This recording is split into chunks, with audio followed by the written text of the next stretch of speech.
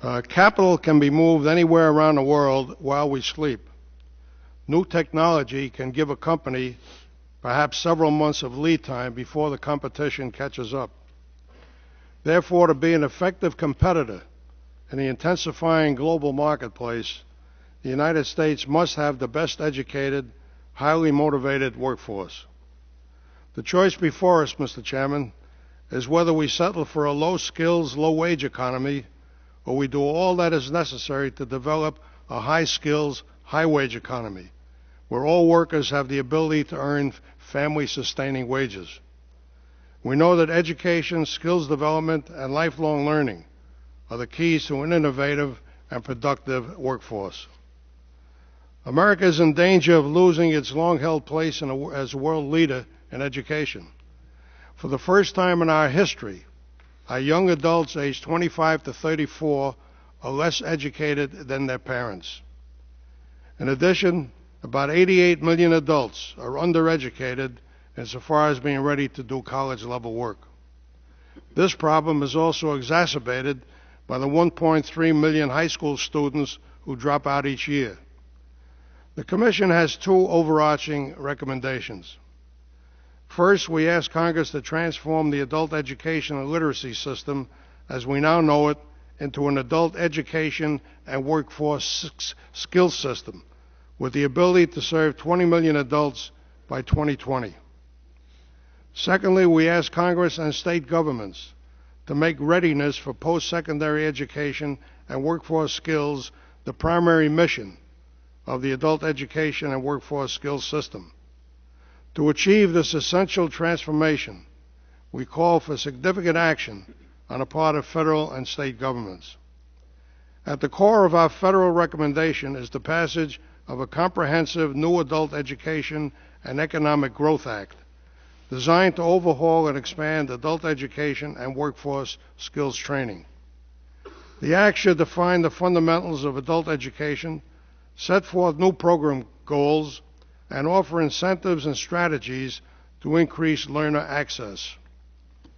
Because readiness is the major new service outcome, and since we want to prepare learners for employment in high-performance workplaces, the new programs will need to offer such basics as excellence in oral and written communications, critical thinking, problem solving, the ability to adapt to new technologies, and work in teams. This will require traditional adult education and workforce development groups to work together more closely. States should invest more in the skills of their workers so that increased productivity helps offset the effect of low-wage labor paid in developing countries. Government alone cannot do the entire job. Business, too, must step up to the plate. For example, 16 national unions, together with some 400 employers in the private and public sectors, are jointly providing education and training opportunities to some 500,000 workers. During our 2 years of intensive study, we learned that you cannot tweak a system designed for the 20th century to be relevant in the rapidly changing world of the 21st century. That's why we call for action at all levels to transform the system into an adult education and workforce skills system. The system must be highly accountable, have more relevance, measurable outcomes, and preserve and create economic opportunities for key underserved segments of our population. As the 2007 State New Economy Index puts it, workers who are skilled with their hands and could reliably work in repetitive and sometimes physically demanding jobs were the engine of the old economy. In today's new economy, knowledge-based jobs are driving the economy, jobs held by individuals with at least 2 years of college. The Commission proposes a new system built up gradually over the next decade to address the needs described in our report. This means that workplace skills education should be much more highly valued, and that employers should devote a larger share of their training budgets to their low-skilled workers.